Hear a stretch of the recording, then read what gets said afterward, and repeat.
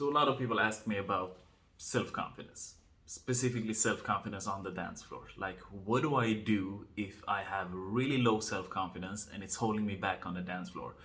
Maybe you're doing Latin dance and you're scared of asking somebody up to dance, or maybe you're a hip-hop dancer and you're scared of going into the cypher, or maybe you're just someone that really loves to dance, but you feel that, like, when I'm out drinking, partying with my boys or my girls, like, I don't really know what to do, right?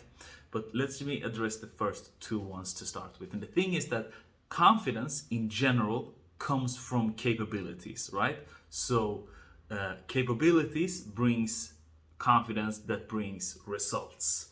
It's capability, results, capability, confidence, results. That's usually how the line goes. So you need to be really, really sure in your own capabilities of doing it. So one of the things that I personally work with tons is that, first of all, I focus on what David Goggins called his cookie jar. The cookie jar is essentially like a highlight reel of your life. And the way that works is that you have a piece of paper. I have it in an Excel document right here on my computer, where I map out all of the things that I've done, managed to accomplish, overcome, dance shows I've done, public speaking gigs I've done, anything that can relate to something that is similar to the task that I'm trying to achieve. Did that make sense? So if I want to become a better dancer, then I make sure to map out all of the awesome things I've been doing with dancing. Maybe that one time I danced in front of my class, maybe that one time I had a presentation in my school. Even if I didn't dance, it was still in front of people. That one time I danced in front of my girlfriend, blah, blah, blah. So I map it out.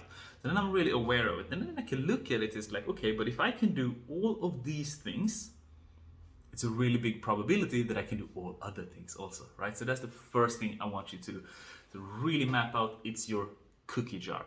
The second thing I want you to work on is also your miniature goals, right? So you have miniature mileposts. So maybe you shouldn't go out, as if you're a social dancer, a bachata or Latin dancer.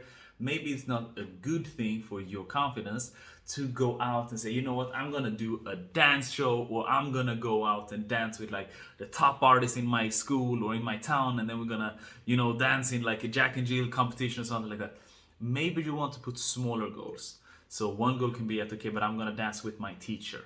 So your teacher is someone you've been dancing with frequently, right? Or maybe you have one friend in your class.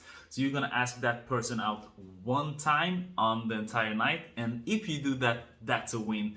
And you celebrate that. You make sure to really acknowledge your wins, because you cannot build on wins that doesn't get acknowledged. Because if you acknowledge it, then you say, okay, wow, I actually did that. Cookie jar. So you look at it and you say, wow, I actually did that. And then you can start building on top of that. Then soon later, you, from one dance per night, you do two, then you do one with 2 or 3 different people, and then all of a sudden, bam, bam, bam, you work yourself up, and then boom, grandiose goal. Sharendo is happening by the end of your journey. But make sure to put a timeline on it also, so you put a little bit of extra pressure on yourself. That's how you hold yourself accountable. Then another thing is that you want to have social accountability. Social accountability is what you have when you're talking out to a crowd saying, I am going to do this, and if I don't do it, hold me accountable. That's exactly what we do in our Dancers Health and our Passion to Profit program. So we're making sure that our students, both the ones that are working with financial health and the ones that are working with mental and physical health, they have a community and an accountability system that is holding them accountable. So they really, really, really make sure that they succeed. If that's something that's interesting to you, you want to join an army of like-minded individuals that have different goals. We don't all have the same goals, but we have the same end vision. We want to become better than we were a few days ago. Constantly want to improve ourselves, become mentally, physically stronger, Dancers Health.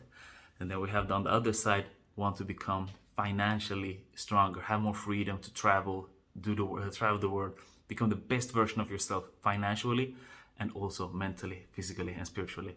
If you're interested in learning more on one of the 2 projects, I would love to help out. And let's just get on a quick call, slide in my DM. Black Friday's here, I would love to talk to you. Maybe we have some offers on Black Friday.